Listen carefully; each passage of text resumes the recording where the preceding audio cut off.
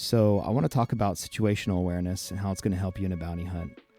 We have Dreamer X here, good old Umbra player, and he is a Doom medic. So right off the bat, I know my action is going to take a beating, so I put on some rifle action cost pups. And he's going to have two get out of jail free cards. One's going to be stasising himself, the other one's going to be stasising me. So I'm really going to have to burn him down in order for him to... Oh. So he just disappeared, and since there was no ITV, that means he used a city waypoint or a guild waypoint, both of which for the guild Umbra go straight to the city Rivermont. So I know he's going to be in Rivermont, so I really quickly ITV over there to check to see where he probably landed. There's a good chance that he's already in a house right now because I didn't TEF him, and they put their city ways really close to the doors so they can just walk right in. There's two waypoints. One's over here by the cantina, and then the other one is over by the cloning facility or the med center.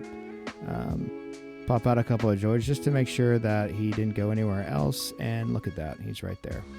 Back to what I was saying, he's either going to stasis me or himself, so I really got to get him down to the point where he needs to use those two things.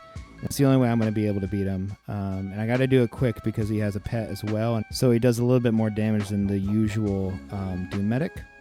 See, he's already stasis me. So that's one out of the way. Once we get the two boxes out of the way, the strategy to bring down a Doom medic or just a medic in general is to set up Dread Strike.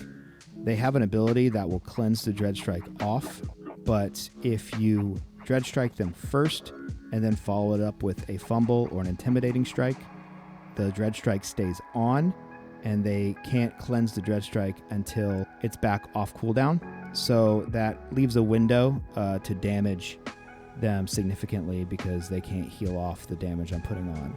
So you can see right here the difficulty of going up against a Doom medic that also has a pet because they do a lot of damage over time. I could have countered that with the Shard of the Serpent, but I just kind of forgot about it.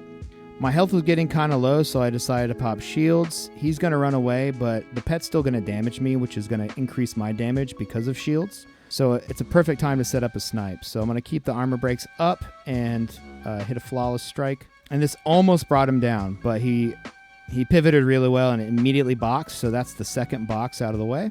And while he's boxed, he can't move. So I'm going to take this opportunity to kite his pet around the immediate structure to break line of sight from his res, and then run back over here. That's going to take a lot of pressure off of me for the time being and allow me to focus on just doing damage. So I get a stack of 4, armor breaks up, and then snipe him, and it turns out it's enough to take him out. I love going up against Doom medics because it really tests your full breadth of abilities and how powerful they can be when you combine them all together. So thank you for watching.